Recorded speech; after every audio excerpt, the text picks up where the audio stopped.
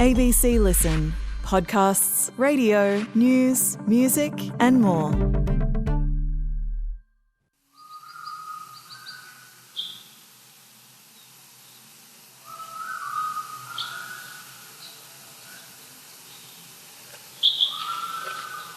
That sound you're hearing is the dawn chorus in a valley in Tasmania. It's the multitude of birds in the cold of the forest greeting the first rays of the sun for the day.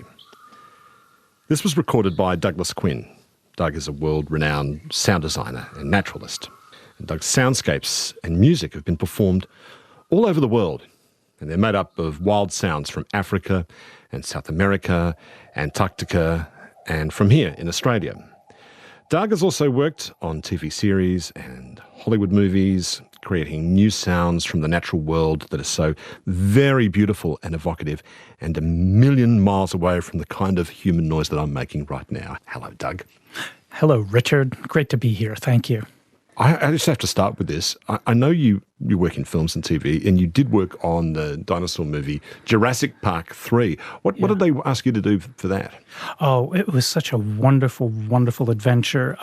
The lead sound designer is Chris Boyes. I worked on Titanic, the Lord of the Rings series, so he brought me on board to really develop and work with him on the velociraptor sounds. Oh, and the God, Spinosaurus. really?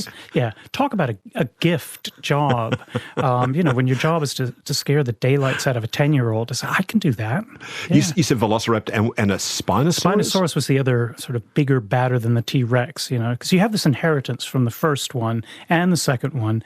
So what's going to be new without giving everything away and not honoring your heritage and legacy? I mean, a T-Rex, iconic, the shimmering puddle in the first one. So, yeah, it was a real blend of, honoring what we had, but also a great opportunity to introduce people to the new kids on the block, the velociraptors and the Spinosaurus. How do you start? Where do you start? Because we don't know. Well, do we know what those animals I think it's speculative in terms of the fossil record, and that's part of the conceit of this one, is that in the fossil record, the discovery, Sam Neill's character sort of discovers this resonating chamber, and so that was a point of departure.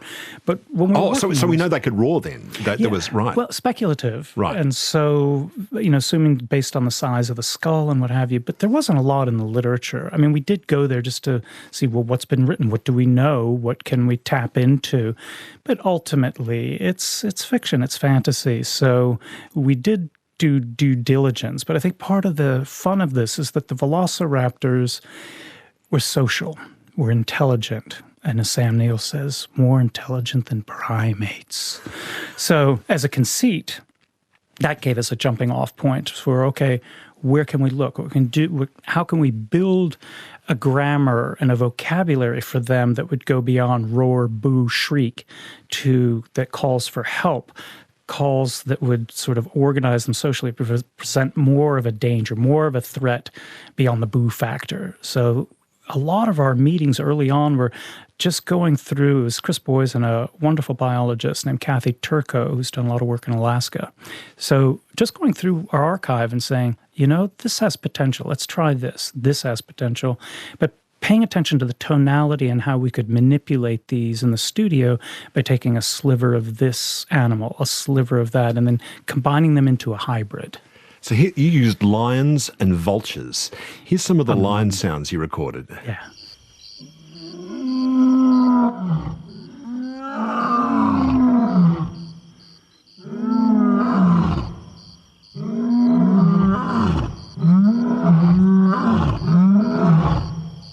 And here are the vultures.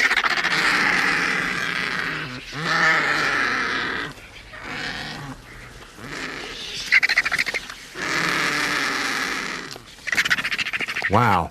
There's something, I don't know if there's still a bit of Africa left in us that we feel this dread when we hear a lion roar. Yeah, that's a real good point. I mean, I think probably deep in our DNA and our hearing probably evolved in some sense to detect predators first and foremost. I mean, we never turn our hearing off. Or close our eyes and the visual world goes away.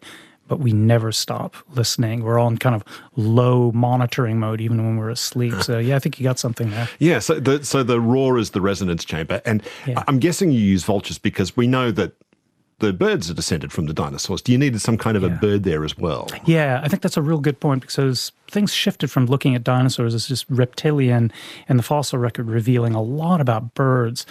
The larger birds like hornbills and vultures, and particularly those white-backed vultures, recorded in Kenya at a wildebeest kill. I mean, they're just so expressive. The hissing, the snarling, the snap of their beaks against the rib cage of a dead wildebeest. This was gold for us. And the deeper guttural sounds of the lion, we didn't take the whole roar. We'd take parts of these sounds and combine them with other sounds to give something unique that would be velociraptor, and people wouldn't go, oh, that's this, that's that.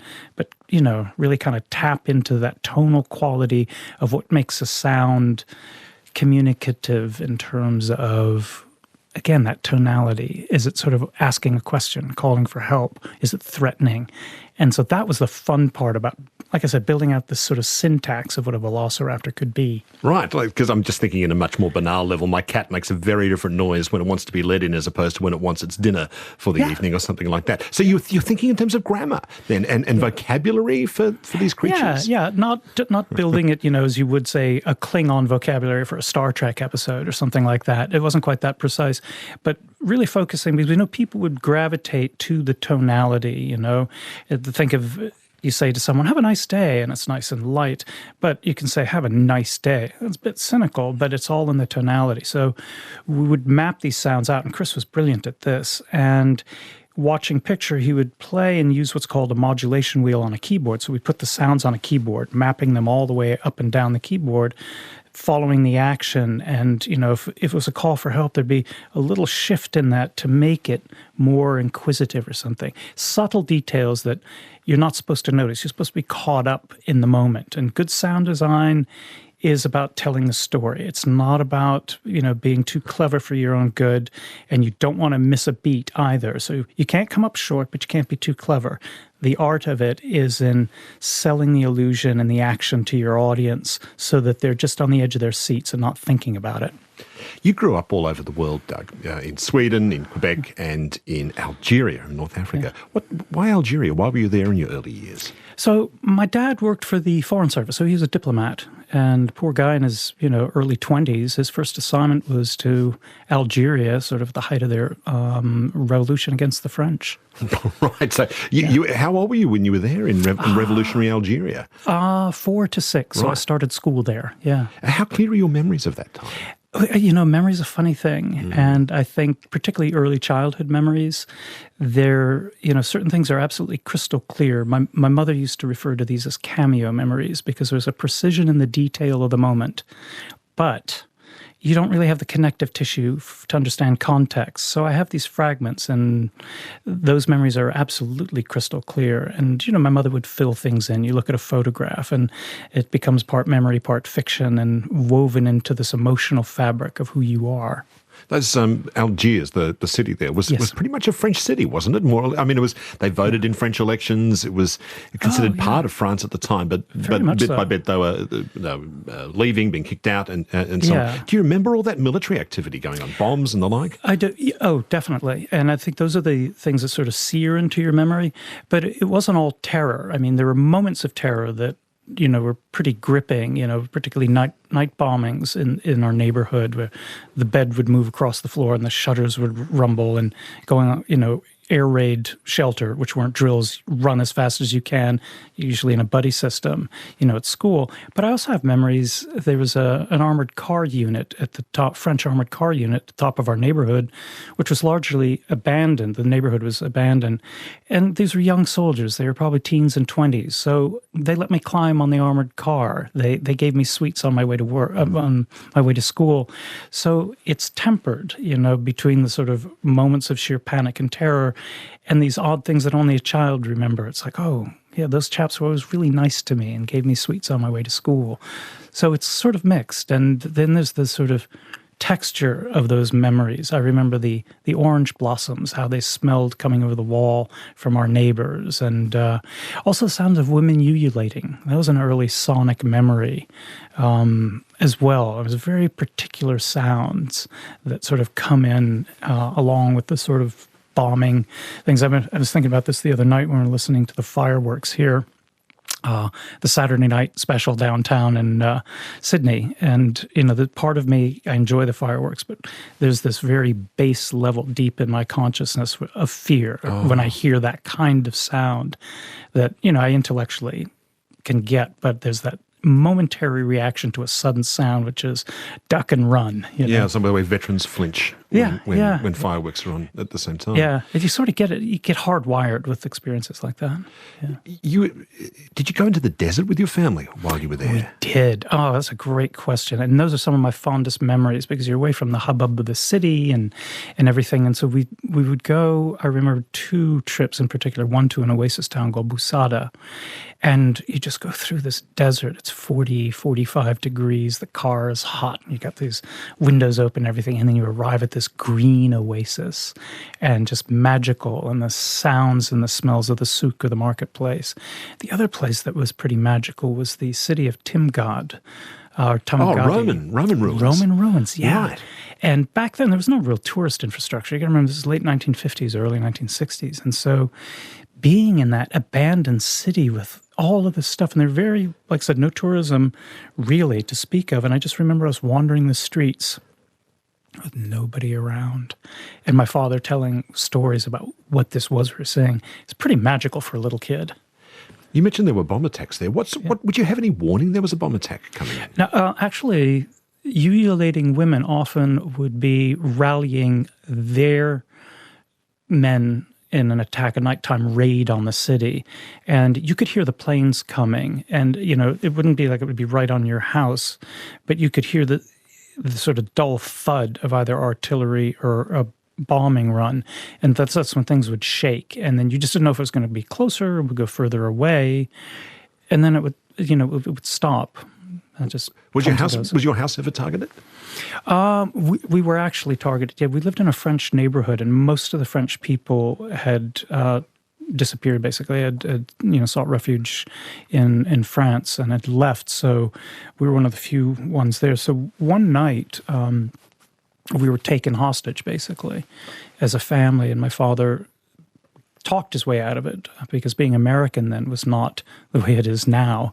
And it was helpful in this case. It was. Well, people still, you got to remember, this is not 15 years after the Second World War, so people still had fond memories of the Americans coming in the invasion of North Africa. With driving Eisenhower. The Nazis out, yeah. So, once that was sort of explained, they let us go. But from, what my parents told me, my memory of that is almost non-existent. It's just the texture of my father's trouser leg. That was about it. But my mother told me about it.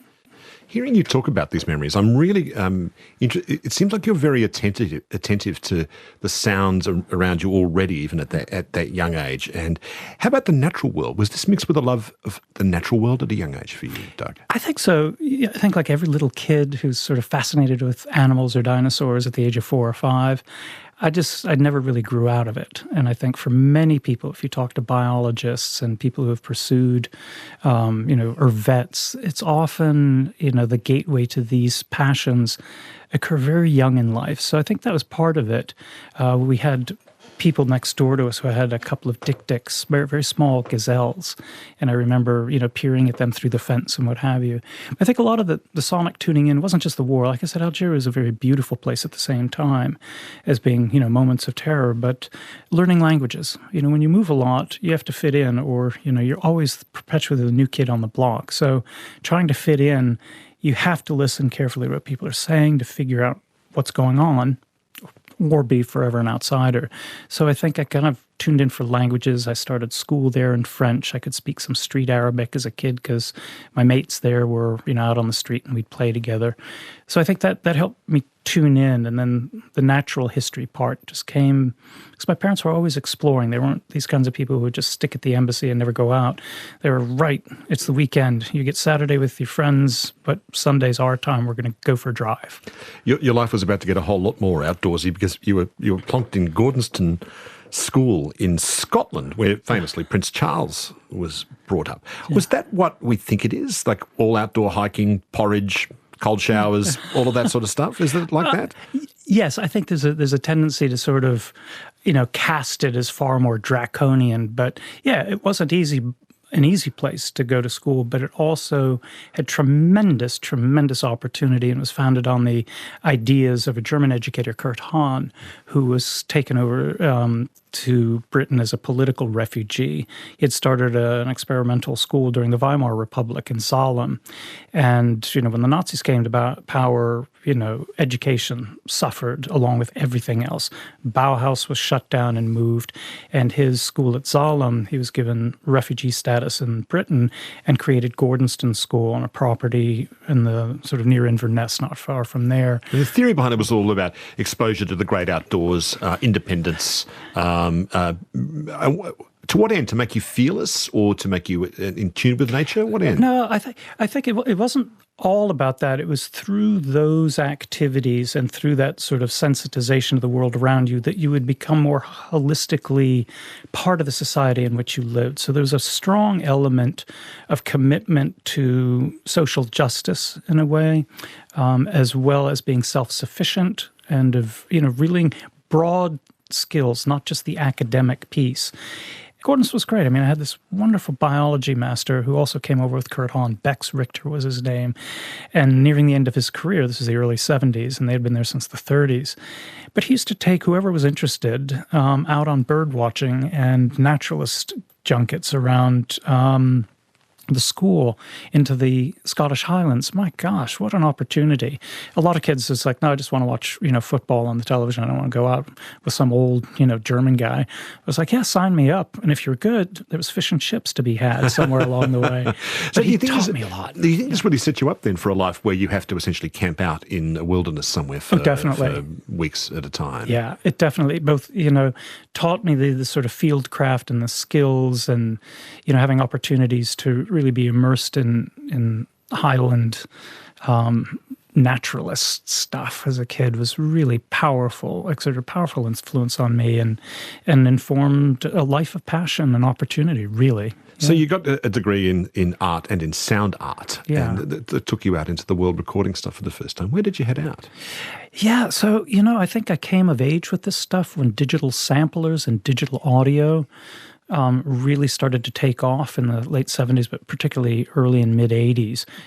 I was old school. I learned how to edit, and I think you'll appreciate this, tape and razor blade. Yes. Yeah, you see, tape and razor blade. There was no Command Z. If you didn't get it right, there's commitment for you, right? Yeah. So, but I think coming of age during that time and the sort of miniaturization of sound technology and really, being a Jane Goodall fan for the naturalist stuff, and then discovering the work of John Cage and Karl-Heinz Stockhausen at uni, those things coalesced into maybe I can, make soundscape recordings, and then discovering the work of Murray Schafer, Canadian composer, who gave us the term soundscape.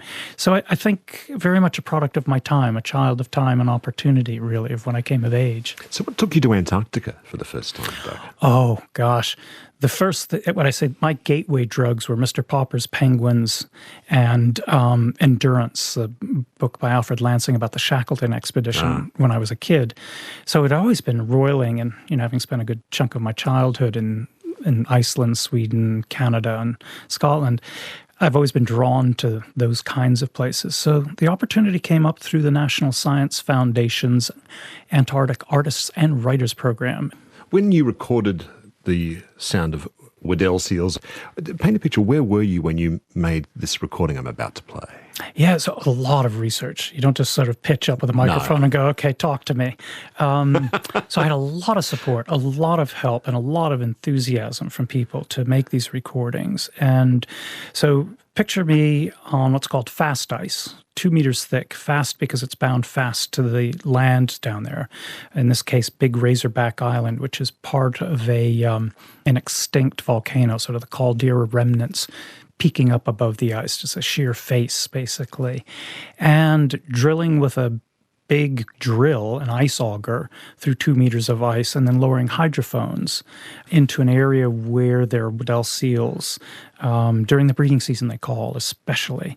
So moving around, but their calls are so powerful, you can hear them through your feet. 190 decibels measured at 1 meter. So for everyone out there, the loudest headbanging rock concert you've been to is probably 100 to 110 decibels. So for biological sounds, they're unbelievably powerful.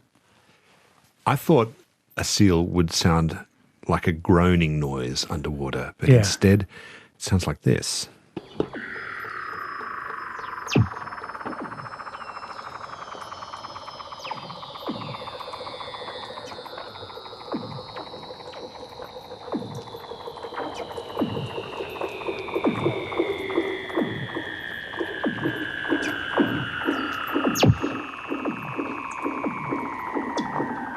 They're seals? They sound like bits of electronic music from the 70s or something. That's seals making this noise? Yes, I promise there are no artificial ingredients. Those are seals underwater.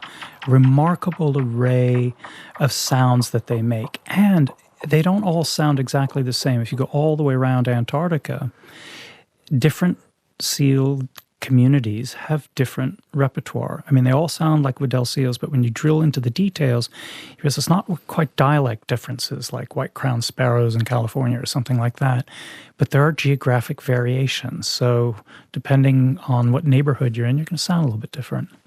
And then there were penguins. How up close have you been to penguins down there? Oh, this was funny. I just thought, most of the wildlife I work around, your stealth is what gets you there, and being still and everything. I remember talking to an old Antarctica hand, and he said, "Oh, you're not going to have a problem." So I just parked myself nearby, and they literally came running over to check me out and see, just to look at everything. They got into the equipment, were looking at the wires, were fascinated by the cable and the ice and everything. They were delighted, and they're just curious. They'd look you in the eye and just sort of kept me company for a good half hour. And then they got bored and said, "Well, nothing to see here. Time to move along."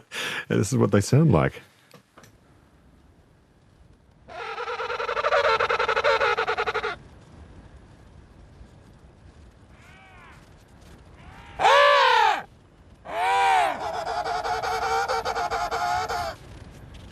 I'm laughing. I don't know why I'm laughing. There's something delightful in that. Yeah. It's there's a bit of a trumpet blast there. There's all sorts of stuff going on there. Yeah. These are emperor penguins, the big ones, and there's something comical in the fact that they're upright and look like they're dressed up in tuxedos. But those were actually sounds that we used in Jurassic Park 3-2 for the velociraptors. Oh, really? So in the stew. So some of those calls, for those of you out there who know the film, see if you can spot that one. Why weren't they frightened of you? I mean, you're much bigger than them. Couldn't they spot you for a predator?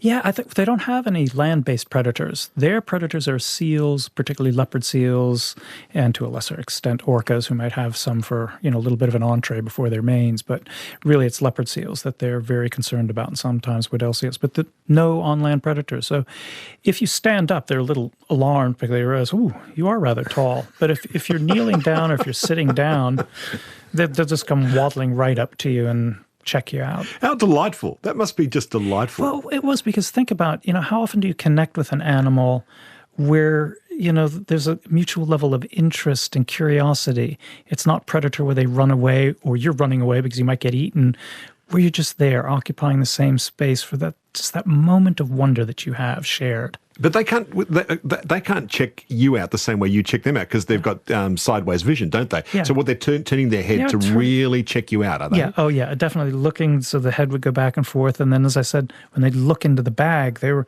quite curious about the cables, the batteries, and everything like that. So checking it out. Yeah. And do you need to be able to read animals when you're in the wild to try and understand how far you can approach or step away? Yes. I mean, for me, it's an important part of it. I sort of liken what I do to a cross between library work, because there's a lot of research involved. When's the right time? Are they going to be breeding? What conditions are they likely to communicate sonically anyway? So and the planning, all of that. So you do your homework, but then you have the sort of thrill of the hunt, only there's no real hunt involved. It's just hunting for that right sound and being in the right place at the right time. So it really does help to do some research about what they do. And that's part of the joy for me. Is it instinctive? I mean, and can you read people the same way? Do you use that kind of experience to read people about when you should approach or not approach? I think we have that kind of innately built in, when we sort of scope, particularly in a strange environment. Is this person a threat? Can I approach? Do you make eye contact, or do you sort of look at the pavement and keep going? So I think, all of those is at play even without thinking about it. And just getting in with animals, you just be a little bit more mindful and aware both of your presence and how you're affecting the situation. What are the rules of this strange land? I suppose you have to figure that by sitting very still and observing very closely. Yeah, exactly. And I think it's almost a form of meditation, of being absolutely present and attentive in the moment. But therein lies the reward, right? If you have that sort of heightened sensory alertness, not just with hearing, but all of a sudden all your senses come to life. Your sight is richer. You feel the wind. You feel everything. Everything comes into play in listening.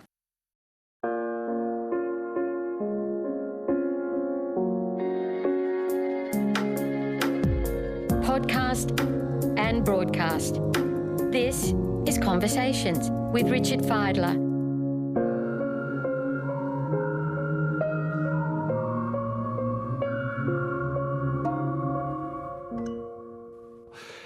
I want to go to the Amazon now, where you've spent a fair bit of time there. How different is recording in a place like the Amazon, where you're not just trying to find like one or two creatures that are very distinct and separate, but you're in a kind of a buzzing, humming, sort of thrumming soundscape of animals? Yeah, no, I think you hit it right on the head. It's the sort of density and the habitat too, high humidity often, and bugs. Bugs. It's the little things, The big things you sort of get a bead on, but little things, insects, lots of insects, but it's magical being in the forest. It really, really is, and so we can have a listen to the... Sure, I've got some stuff here. This is the green orapendula. Where were you when you recorded this? So this, I heard this, typical of many rainforests, you'll hear before you see, if you ever see. And I'd come to a clearing and saw these beautiful open weave basket nests hanging high in the canopy, and this amazing sound. And so I was lucky. I could see, had a bit of a clearing to the sky. And so what you're listening to is a bird coming, bringing nest building material.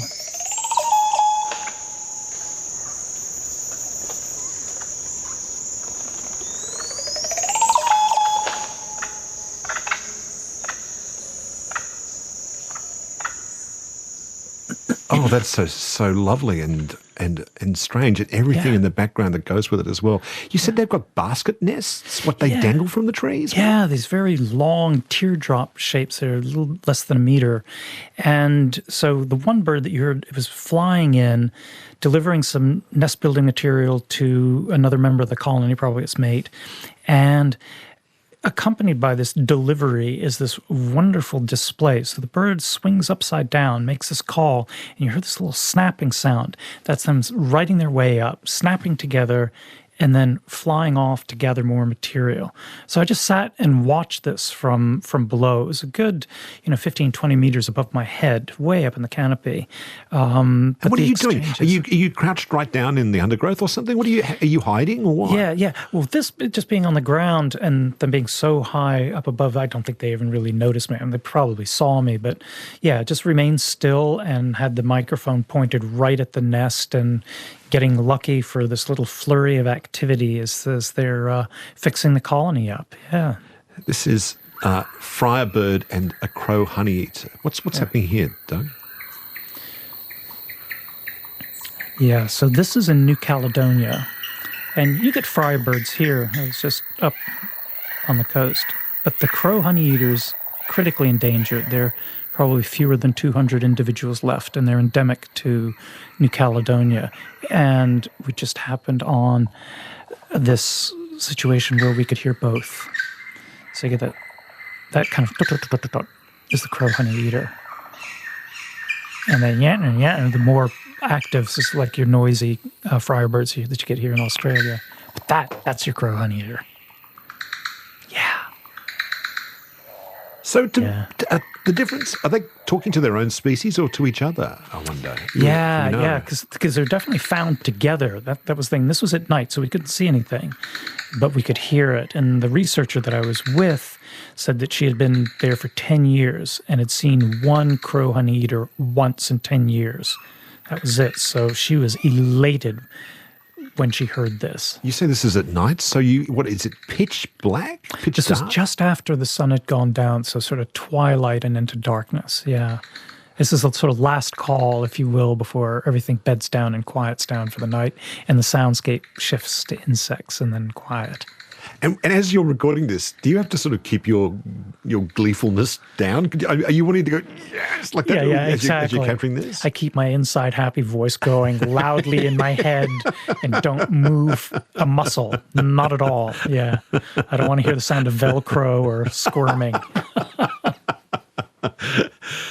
You spent plenty of time in Africa. We played earlier some lion recordings and vulture recordings and the like. How much of a problem are African elephants when you're out there in the savannah?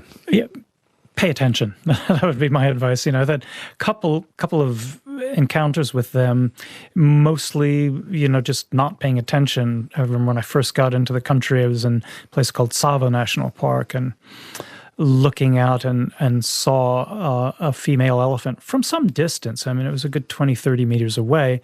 And so I just slowed down, and I didn't get out of the car. Lesson number 1, don't get out of the car. And what we didn't see is that she had a calf with her. And so we couldn't see the baby in the undergrowth. And she wheeled around and screamed and came running at the car. And, it was everything I could do to get from first gear to second gear. There's an old Gary Larson cartoon that you see a rear view mirror. Objects in the mirror are larger than they appear. That was us. And I felt like, I didn't want to take my foot off the accelerator for a second. And another time I was with the warden of Amboseli National Park, and we were watching elephants from a distance, and this group of young males came, and they were thirsty. So they were heading in. He smiled as he told us, they liked the sewage water because it has that sweet taste. So they came flying in, and they were jostling like teenagers, who's going to get there first. And then one of them saw us. There were 3 of us, and came charging and bellowing. And luckily, the 3 of us went in 3 separate directions. So he had that quizzical moment, which way do I go, which way do I go, as we, hightail it into the acacia thorns. And so we got away on that one too. But, the thing about that is that as an adult, we rarely experience fear. Unless you're mugged or something like that, you don't experience fear, and you kind of forget how absolutely gripping it is in terms of the adrenaline and everything. It's not an adrenaline high for me. It's something I don't like to repeat. And I'm very mindful. I try to not put myself in precarious situations because I want to live to do this again, Well, and I'm enjoying having you on the program too, Doug. It's nice to know that you weren't made two-dimensional somewhere in Africa somewhere on that day. Yeah. Once you've actually done that and you've managed to go, in 3 different directions and get away and escape the charging African elephant, afterwards do you feel shaky and horrible, or do you feel like fantastic because you've cheated death at the what is it, the feet of an African elephant? Nah, shaky and terrified. And terrified. And borderline, I want to throw up. I'm so scared. Yeah, as I'm fond of telling people, that one almost required a change of underwear. Yeah. And are these elephants roaring, like trumpet blasting sometimes, as they're charging at you? Yeah, usually they'll accompany with a good blast at you. And the bummer was that I did not have the recorder on. I was too much in motion to be able to turn around and say, can you do that again for me? Yeah. I've seen footage there's a bit of viral video going recently on YouTube of an elephant coming after a Jeep that's having to drive in reverse as people are trying not to panic in the back of the Jeep, and the guide person's going, it's fine, this is normal, it's normal, and it's clearly not normal. They will go at Jeeps, won't they? They will attack Jeeps. Yeah. Well, and you think about it, they're highly intelligent animals. They have been subject to untold horrors at the hands of poachers in search of ivory. So they're very leery and just don't want to be disturbed. So, I always kept a healthy distance, but there's always that surprise factor every now and then, You've spent plenty of time in the Arctic regions, in Iceland and elsewhere, and Norway and Antarctica as well. Have you ever been able to find a place in those regions of true silence? Yeah, that's a good question, Richard. I think silence is in a way an abstraction to us. It's an ideal place and a state of mind and being in as much as it's a physical phenomenon. And to be honest, really the only quiet place I've truly experienced that deep quiet where all you can hear is the sort of rushing of your pulse, and that sound coming through your neck, basically, is in Antarctica. And then it was way away from encampments to tiny, tiny little field camps where generators are not running, because Antarctica is more noisy where people are. There are generators going, there are helicopters coming and going, there's snow machines coming and going. So that kind of hum and thrum is present in most of the settlements. But if you can get away, obviously safely, I just remember sitting up in an area called the McMurdo Drive Alleys and just sitting far enough away from the nearest sort of tent encampment. And the silence is stunning. I mean, it is absolutely an unusual, almost eerie feeling, because it's something we simply don't experience. Nothing would be moving either, would it? No, on a still day. Yeah, if you have wind, which is almost pretty constant, you'll have the whistling of wind or that disturbance. But this happened to be a still day with no wind whatsoever. So it was a very powerful, moving experience, but also on the edge of disturbing, because we're not used to that level of solitude. Yes, that's what I was just thinking. If nothing is moving or making a sound, then it's like time has stopped. It's a bit like, Carnival of Souls, that weird horror movie of the 60s where everything stopped. And that would be unsettling. I think I don't know what I've never ever had that experience in my entire life, so I don't know what that's like. Is it unsettling? It is, but it's in the moment. It's also very beautiful. But you think if you just live with it for a while, you let it sink in, you just begin to realize how alone and almost irrelevant you are in a way. And it's such a vast, vast space. And, if you move and your clothes rustle a little bit, you go, but that's going to be like an earthquake, I suppose. Yeah, exactly. And again, your pulse and the sort of rush of blood through, the veins and arteries in your neck, So you hear your living body. Yeah. That's the only sound. That's the only sound. So you are the center of your universe in that moment of silence and quietude. Yeah. Do you long for that when you're just at home, or do you try and extract all extraneous sounds out of your living world when you're at home or going out and about or whatever? Yeah, I think I value silence because we live in a very noisy world, and I think the noise floor, that is the ambient level of noise around us, only increases, incrementally year after year, whether it's the combustion engine or, I think, music being piped into every public space from restaurants to shopping malls and everything. We are somehow fearful of being left in quiet. And, I find when I go driving, if I'm driving on long distance, I rarely listen to music. I like just the kind of quiet and stillness of paying attention to driving. So I love music. I'm a musician, and so it is a huge part of my life. But in equal measure, I value turning everything off and just being. And that would be an encouragement to everybody. We lead such hectic lives, and if you allow a little bit of silence in, it can have a really wonderful effect on your psyche. This is why I think I love the beach, is the white noise of the waves crashing tends to drown out and flatten every sound. Yeah. So there's nothing to startle you, nothing coming through that blanket of sound. So there's a bit of peace just for that moment. Yeah. And the other thing, it's interesting you mentioned that. I think the other thing that I think we're drawn to about the beach and waves, and if you've ever heard a recording of amniotic fluid, that's the first sound we hear, is that whoosh of your mother's, in your mother's womb. And I think for many of us, that too is a subliminal comfort touchstone of our first auditory experience. You've been inside something called an anechoic chamber, and I didn't even know about this till the other day. where there's complete silence. How does that work? Yeah, it's sort of like that day in Antarctica that I was just describing, only you're in the very artificial environment. So picture yourself in a recording studio or in a closed room, and the walls around you have these foam and other materials, wedges sort of sticking into the space. They look like daggers, but they're not that menacing at all. But they're absorbing sound and diffusing sound. So you talk, and really you're only feeling the resonance of your own voice in your own body, because nothing reflects back at you. It gets sucked into the walls. So that too is a very unnatural, eerie feeling. It's hard to describe, but just think of, you can only feel the vibration within you. You don't get the sort of feedback that you get in normal conversation in a room or outside, where those sounds scatter and reflect back to you in some measure. Oh, you see, I don't think I'd ever realised that. I've talked to really interesting people, blind people on the program, who practice echolocation, and it's very sophisticated because they've trained themselves to do so they can move through space with a competence that is really amazing. It's extraordinary. Yeah.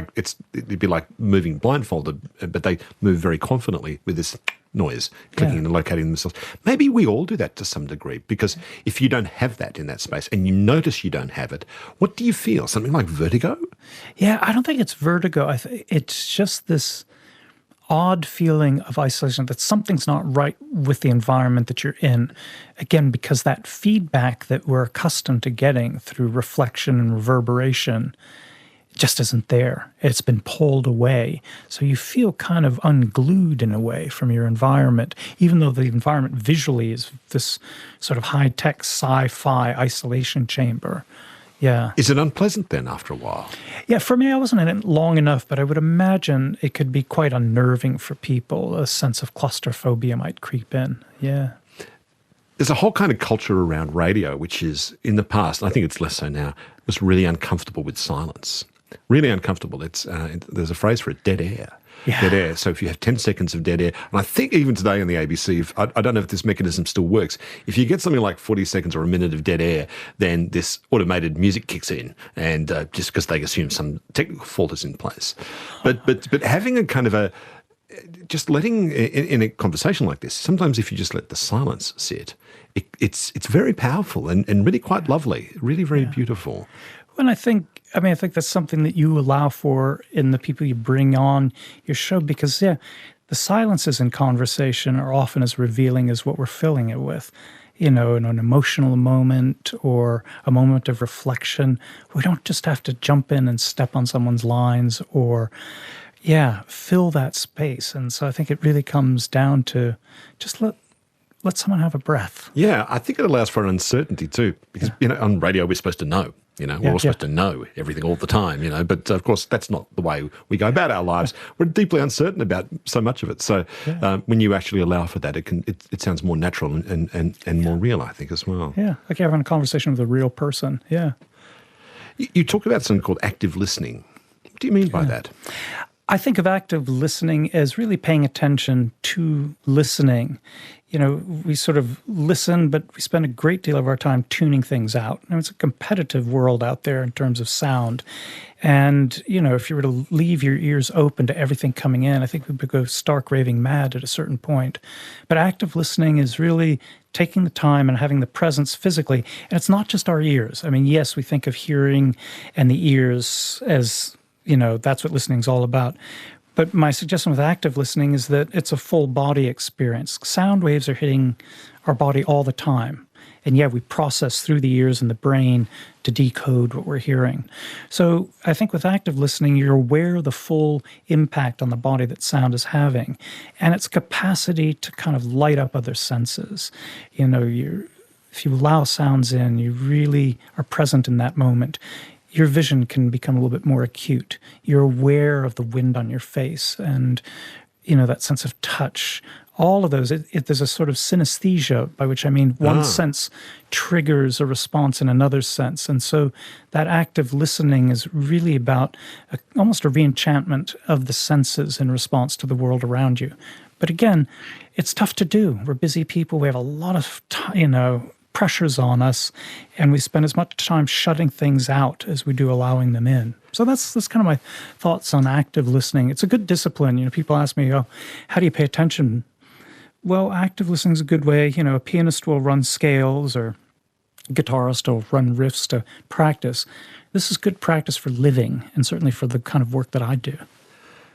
You mentioned synesthesia there, which is really interesting. In the past, we've had people who have, is that the word for it, have synesthesia or synesthetics? I don't know. Yeah. Where you connect a sound, for instance, with a smell or a colour or a word or that seem really interesting, and they're almost spontaneous, but they're not. But they're often quite fixed connections. Yeah. Do you have that? Do you associate colours with sounds? No, I don't think I have it. I've known people who have it very powerfully. I mean, to the point where it can be an impediment. You know, they will hear colours quite loud, or vice versa. So, but I think we all have some capacity for synesthesia because our senses are ultimately wired. It's just how strong those neural links to one sort of sensory area of the brain, you know, versus another they are, as to whether it's pronounced. But I do think all of us inherently, you know, the sight doesn't exist on its own and hearing doesn't exist on its own. So I think the extent to which we can kind of think of these together, I think, will lead to more powerful engagement about being present in the moment. And when you think of the big picture purpose behind, you know, what I do, it really is about connecting with the bigger world, this endangered world, but on a more gentle way than, you know, everything's changing and going to hell with climate change. Yes, it may be, but you can do things in your own life to feel a little bit more connected, because I think where the heart goes, where the senses are, the mind can follow. And that's kind of what I do with the work that I do. Yeah, there's an author who talks about a thing called nature deficit disorder, that all our language about the environment is surrounded with shame and sadness and loss. Yes. And you forget to take pleasure in it. You forget to teach kids how to take pleasure in nature. Yeah. And I think someone like David Attenborough, who's just phenomenal in his life's work, yes, the science is there and it's clear, but he still has a sense of wonder and fascination. And I think that's what people get from him ultimately, is that empathetic connection with the world around us. You know, at the start I played this lovely music from birdsong from Tasmania. Yeah. This is at dawn. This is the Dawn Chorus in Tasmania. Whereabouts is this? This is up near Cradle Mountain. I was doing a workshop with the Tasmanian Land Conservancy, so I have Dr. Sally Brown to thank for identifying these. This is a beautiful, sweet spot in one of their reserves. And, I just love it. It's magical because it is Tasmania. And distilled. And where were you when you recorded this? In the actual in the valley of Cradle Mountain? No, it's in the shadow. I would say the.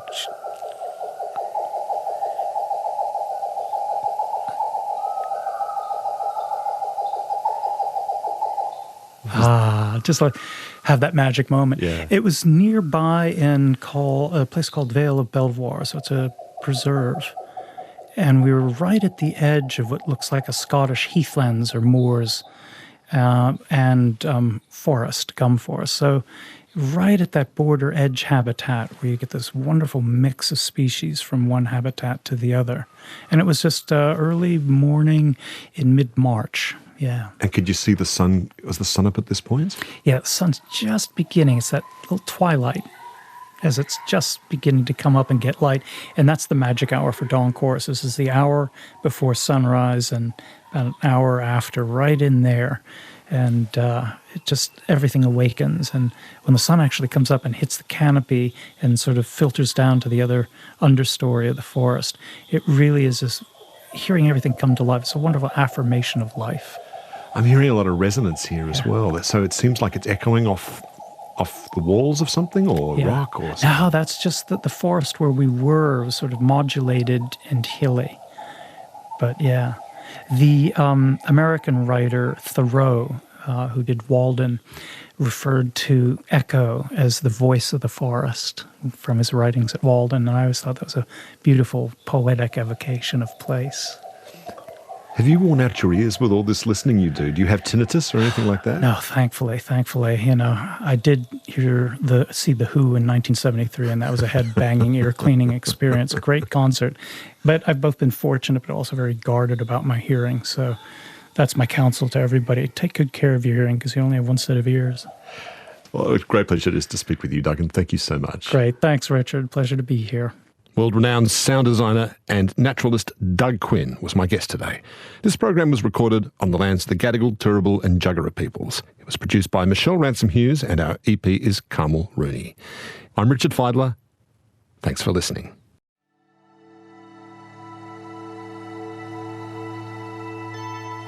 You've been listening to a podcast of Conversations with Richard Feidler. For more Conversations interviews, please go to the website abc.net.au/conversations.